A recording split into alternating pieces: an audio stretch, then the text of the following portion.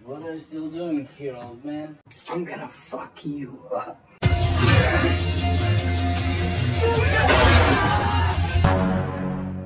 Halo, apa kabar semuanya? Semoga kalian semua sehat ya. Kali ini Masemu Movie akan menceritakan alur film berjudul Nobody.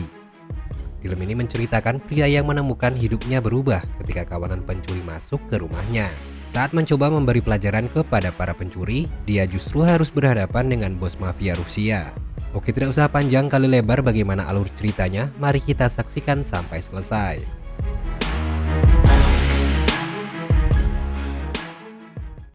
Di awal film kita diperkenalkan dengan seorang pria yang sedang diinterogasi sambil udut santuy. Pria itu bernama Mansell. Setiap harinya ia selalu melakukan hal monoton. Ia harus bangun pagi untuk kerja dan malam harinya baru pulang ke rumah. Sampai ia jarang ngobrol dengan anak dan istrinya bernama Becca. Namun suatu malam ia terbangun dari tidurnya karena mendengar suara orang masuk ke dalam rumahnya.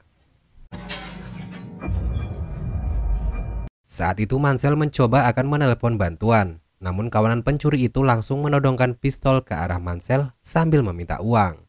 Karena Mansell memakai kartu debit, kawanan pencuri itu hanya mengambil uang di sebuah mangkok yang hanya beberapa dolar. Pencuri itu meminta jam tangan Mansell, namun saat pencuri mencoba mengambilnya, Mansell melihat sebuah tato di tangan pencuri saat akan mengambil jam tersebut. Tiba-tiba anak Mansell menyerang salah satu pencuri. Namun Mansell justru menyuruh anaknya untuk melepaskannya. Istri Mansell saat itu terbangun lalu menyuruh para pencuri itu pergi dari rumahnya. Kawanan pencuri itu pun langsung pergi. Tak lama dari itu para polisi datang ke rumah Mansell. Anaknya kecewa kepada ayahnya. Seharusnya ia berhasil mengalahkan para pencuri tersebut jika tidak dihalangi oleh Mansell. Pagi harinya saat Mansell akan berangkat kerja, ia bertemu dengan tetangganya yang saat itu ngeledek Mansell. Tetangga itu mengatakan jika pencuri tersebut masuk ke rumahnya, pasti sudah dibuat samsak oleh tetangganya tersebut. Tetangga barunya sangatlah sombong. Ia pamer mobil barunya yang ia dapat dari warisan ayahnya.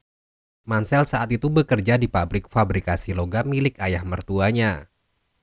Saat di kantornya, Mansell didatangi oleh adik iparnya bernama Charlie. Charlie mengetahui kabar pencurian dari anak Mansell. Ia mengatakan kenapa tak menghabisi para pencuri tersebut. Mansell menjawab jika ia hanya tidak ingin menambah kekacauan. Charlie lalu mengeluarkan pistol untuk diberikan kepada Mansell.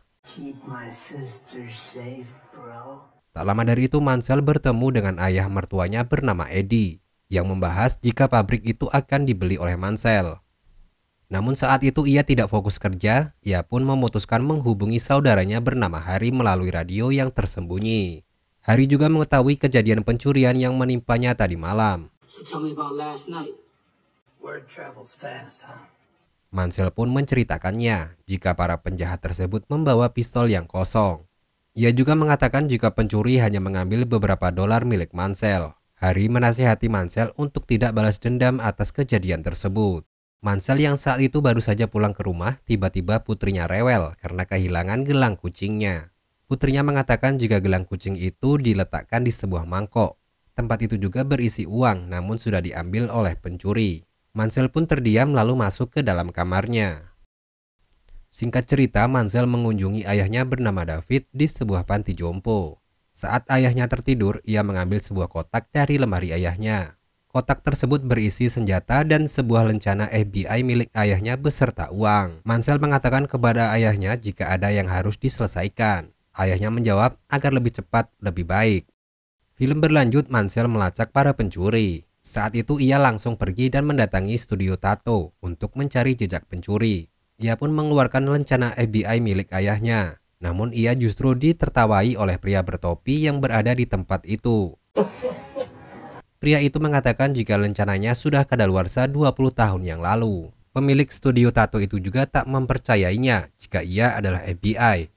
Orang di ruangan tersebut mencoba akan menyerang Mansell. Namun Mansell mengatakan jika ia hanya seorang pria yang sedang mencari seseorang. Saat Mansell mengeluarkan uang, pria memakai topi itu ketakutan saat melihat tato di tangan Mansell. Pria bertopi tersebut langsung pergi meninggalkannya. Saat itu juga orang yang ada di ruangan menciut nyalinya. Lalu pemilik studio tato mengatakan apa yang bisa ia bantu. Kemudian Mansell menunjuk sebuah tato untuk meminta alamat orang yang sudah membuat tato itu. Tak lama dari itu, Mansell mencoba mendatangi alamat tersebut. Terlihat pasangan pencuri itu akan makan malam, namun Mansell memukul kepala pria itu dari belakang. Mansell langsung menodongkan pistol ke arah pria tersebut untuk menyerahkan jam tangannya. Mansell juga meminta gelang kucingnya, namun pria botak itu tak mengetahuinya, membuat Mansell marah dan mengancam untuk menembak kepala pria itu. Tiba-tiba Mansell mendengar tangisan seorang bayi. Kedua pasangan tersebut memohon agar ia pergi dari rumahnya. Mansell pun langsung keluar dan meninju sebuah tembok untuk melampiaskan amarahnya. Singkat cerita, Mansell akan pulang menaiki sebuah bis. Tiba-tiba bisnya harus terhenti karena ulah dari segerombolan orang mabuk. Karena Mansell sedang frustasi, ia justru berharap jika segerombolan orang mabuk itu masuk ke dalam bis. Please God, open that door. Namun tak lama segerombolan pemabuk itu akhirnya memasuki bis dan menggoda seorang gadis. Saat itu dengan santainya Mansell berjalan ke depan, menyuruh sang sopir untuk keluar dari bis. Lalu ia menutup pintunya. Seorang pria saat itu menyuruh Mansell untuk keluar dari bis tersebut. Tapi justru Mansell menjawab jika ia akan menghajar mereka semua. Mereka pun tertawa mendengar jawaban dari Mansell. Mereka akhirnya berduel dengan Mansell. Tapi sayangnya Mansell terkena tusukan di perutnya. Tanpa memberi ampun, Mansell menghajar mereka sampai bonyok. Terlihat Mansell terlempar keluar dari bis tersebut.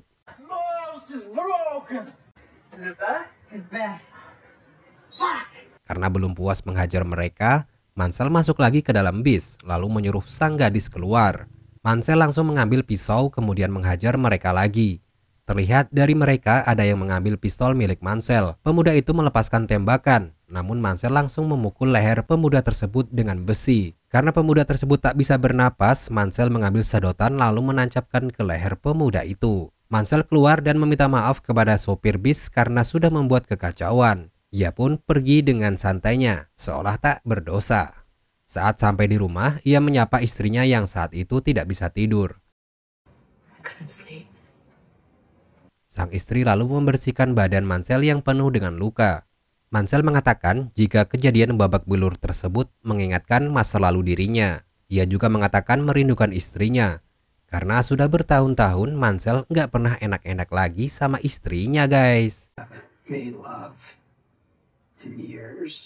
Mansell sangat merindukan keharmonisan keluarga yang dahulu. Singkat cerita, kita juga diperkenalkan dengan seorang pria Rusia bernama Yulian yang akan berpesta dengan rekannya. Ia saat itu mendapat kabar jika adiknya berada di rumah sakit dengan keadaan babak belur. Sang dokter mengatakan kepada Yulian jika adiknya akan mengalami cacat. Yulian sangat murka. Lalu ia berpindah ke ruang lain untuk bertemu dengan anak buah yang malam itu bersama adiknya. Ia menanyai anak buahnya siapa yang sudah membuat adiknya bonyok. Anak buahnya itu menjawab jika ada seorang pria yang menghajar mereka tanpa alasan. Yulian justru marah dan tak percaya jika hanya ada satu pria yang menghajar mereka sampai bonyok. Yulian lalu mengambil kursi dan memukuli anak buahnya. Saat itu Yulian mengatakan bagaimana ia bisa menemukan pria tersebut. Lalu anak buahnya memberikan sebuah kartu kredit milik Mansell yang tertinggal di bis. Pagi harinya saat Mansell akan sarapan pagi, ia mendapat telepon dari saudaranya bernama Hari. Hari mengatakan jika salah satu korban tadi malam adalah adik dari Yulian Kuznetsov. Saat di tempat kerja, Mansell mendapat pesan dari Hari untuk menemui pria bernama The Barber. Setelah pulang dari tempat kerja, ia mendatangi The Barber untuk mendapatkan informasi siapa sebenarnya Yulian Kuznetsov. The Barber langsung memberikan berkas tentang Yulian. The Barber mengatakan jika Yulian adalah seorang bos mafia Rusia yang kejam.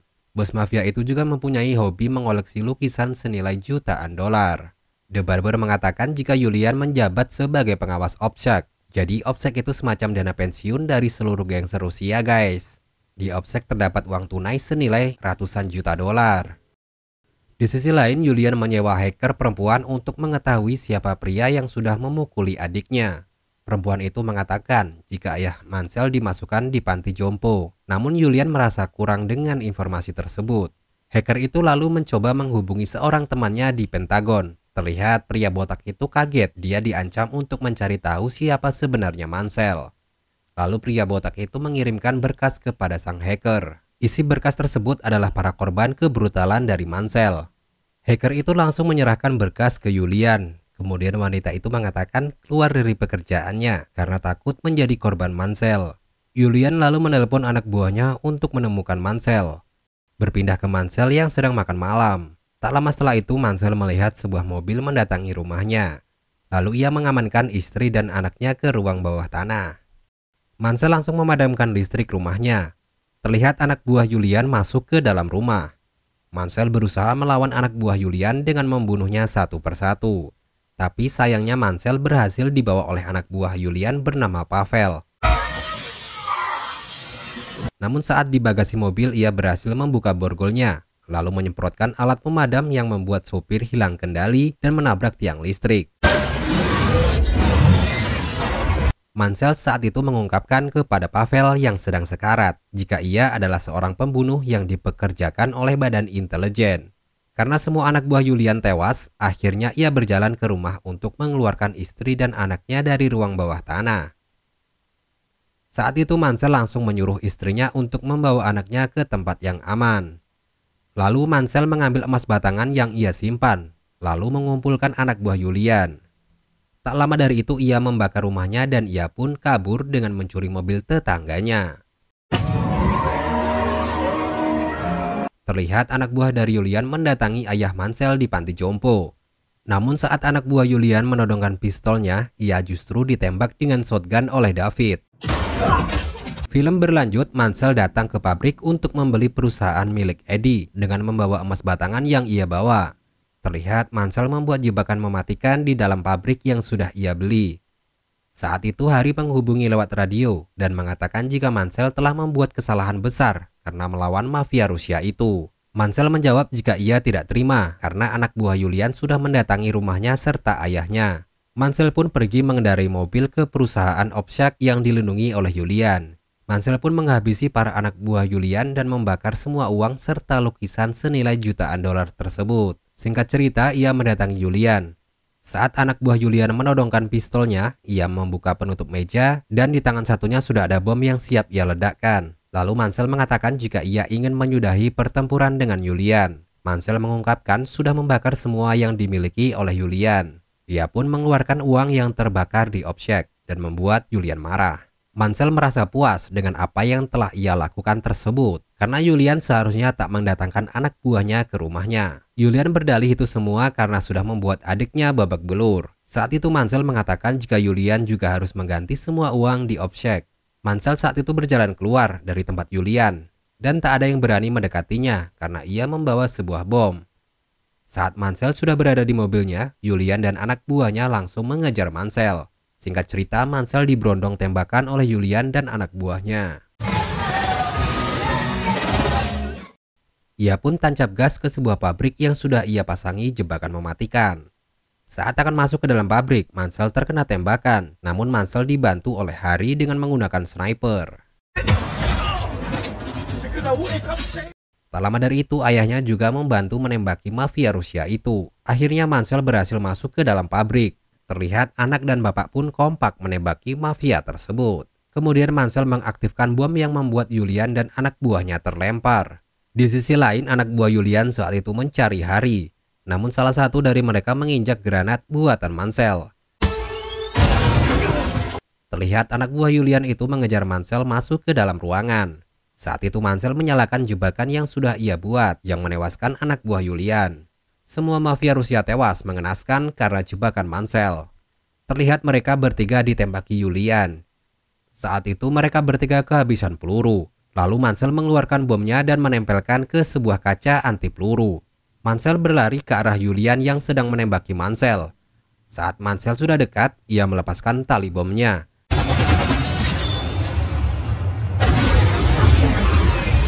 Dan Julian pun tewas mengenaskan. Saat itu Harry dan ayahnya meninggalkan Mansell karena ada polisi yang datang. Ia pun mengambil seekor kucing dan lukisan milik Julian yang ia bawa dari Opshak. Dan kita kembali di awal film, saat ia ditanya oleh dua detektif tentang siapa dirinya.